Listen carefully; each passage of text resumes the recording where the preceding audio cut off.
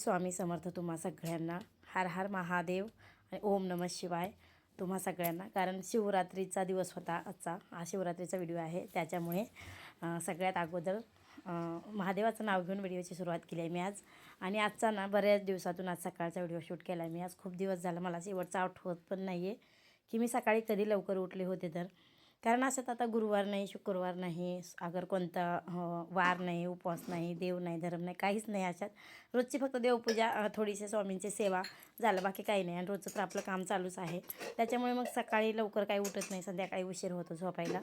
त्याच्यामुळे आणि ज्या दिवशी म्हणजे समजा मी गुरुवार पकडले, समजा आता शिवरात्र आहे आज, गुरुवार असले तर त्या दिवशी सकाळी लवकर उठते मी. कारण बाकीचे बरेच कामं असतात त्या दिवशी. आणि मला एक सवय आहे, संध्याकाळी मी कधीच कोणती तयारी करून ठेवत नाही. सकाळी पहाटे उठायचं आणि नंतर तिथून तयारीला लागायचं.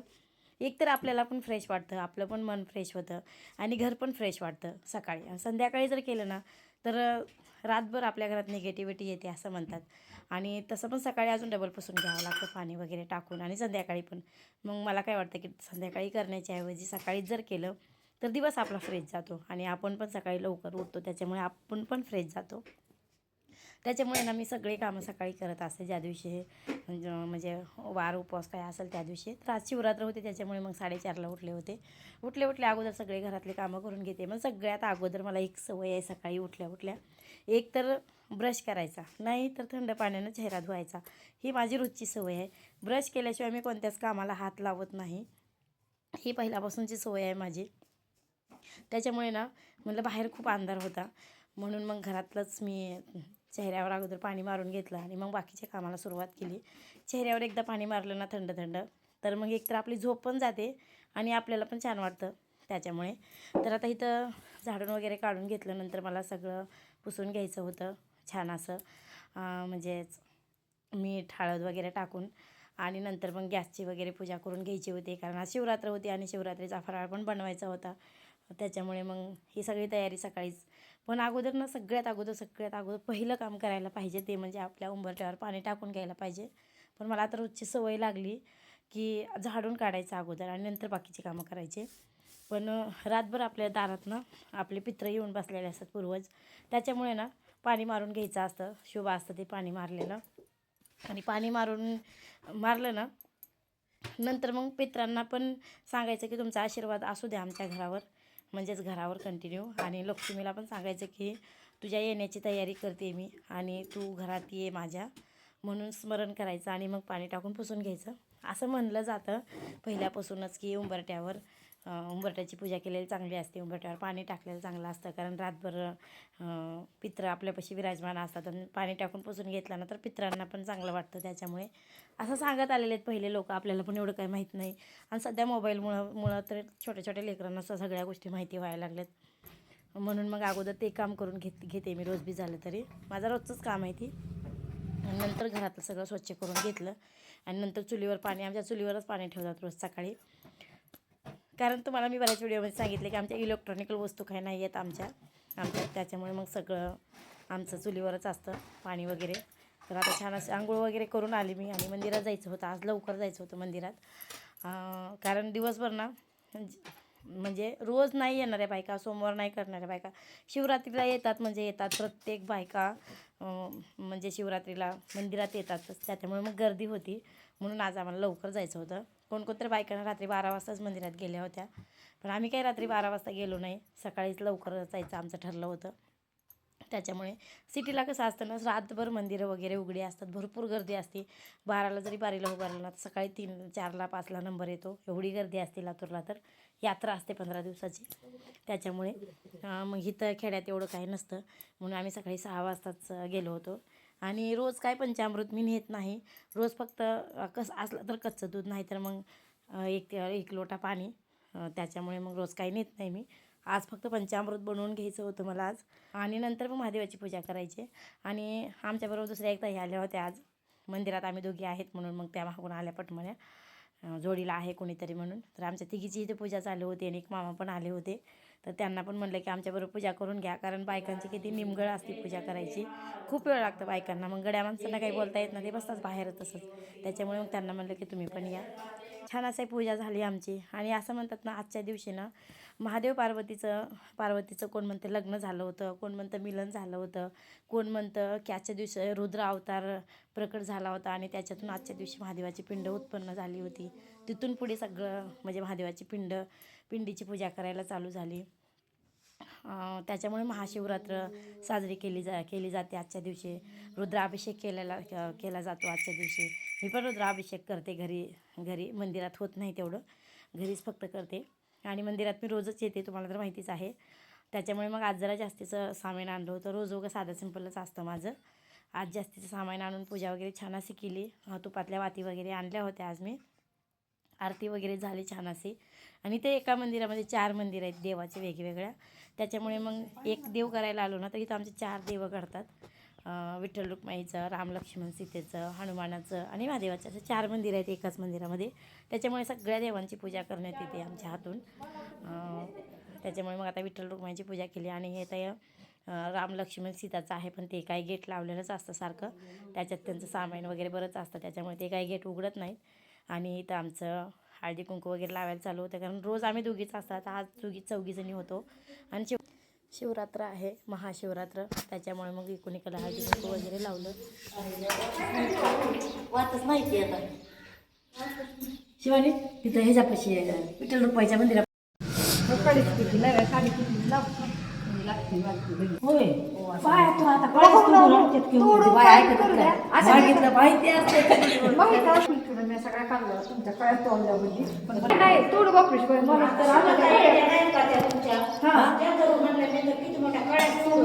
आपल्या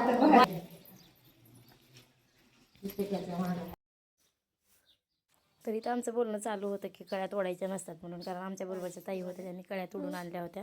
त्यांना सांगायला चालू होते की कळ्या तोडायच्या नसतात म्हणून, चांगलं नसतं कळ्या तोडल्यानं. की आईपासून लेकरू म्हणजे बाजूला केल्यासारखं होतं असं म्हणतात आमच्या इकडं.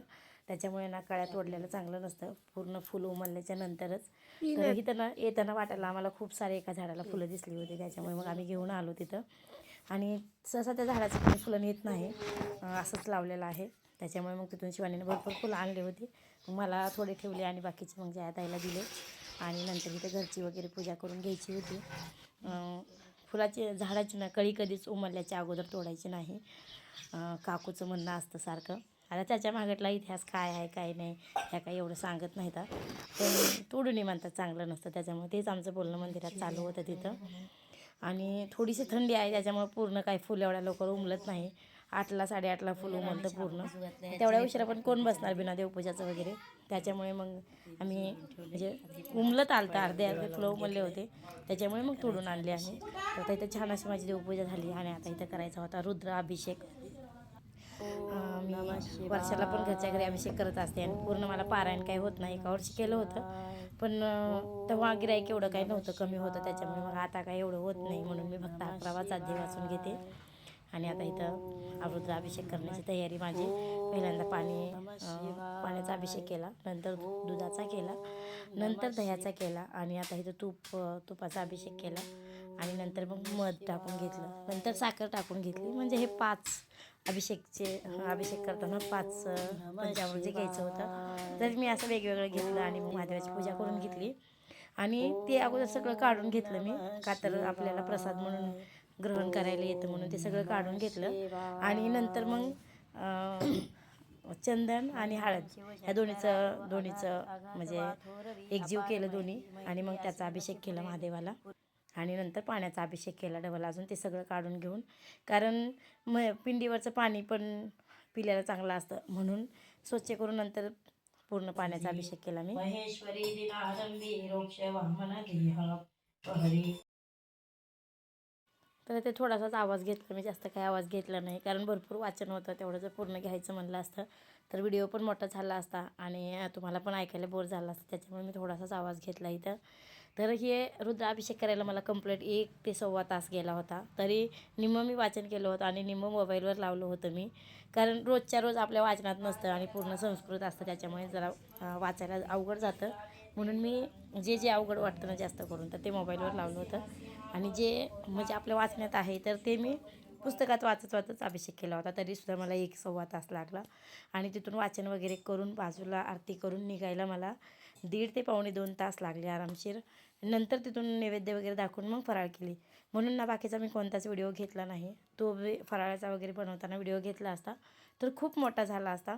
त्याच्यामुळे मग मी फक्त पूजेचा व्हिडिओ घेतला आहे मी. आणि आता इथं माझ्याकडे जास्त बेलपत्र नव्हते, त्याच्यामुळे ना 108 नावं महादेवाची घ्यायची आणि एकच बेलपत्र पाण्यात बुडवून पिंडीवर ठेवायचं.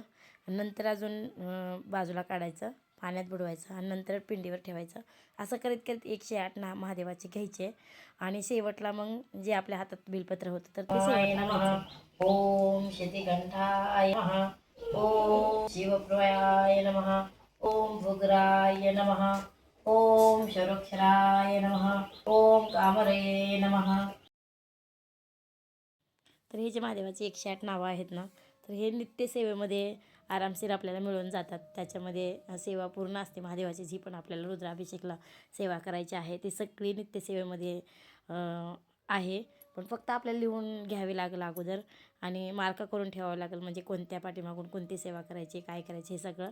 म्हणजे मग सोपं पडतं. नवीन करणाऱ्याला लवकर लक्षात येत नाही की म्हणजे पाण्याचा अभिषेक म्हणताना कोणते मंत्र म्हणायचे, बेलपत्र वाहताना कोणते मंत्र म्हणायचे, फुलं वाहताना कोणते, हे लवकर लक्षात येत नाही. तर आपण वर्षातून फक्त एकदाच अभिषेक करत असतो, रोज काही आपल्याच्यानं होत नाही, त्याच्यामुळे लवकर लक्षात येत नाही. पण पूर्ण त्याच्यावर जर आपण खुणा करून घेतले ना, पहिला नंबर दुसरा नंबर, तर लवकर लक्षात येतं. तर आता माझी इथं आरती करायला चालू आहे. आता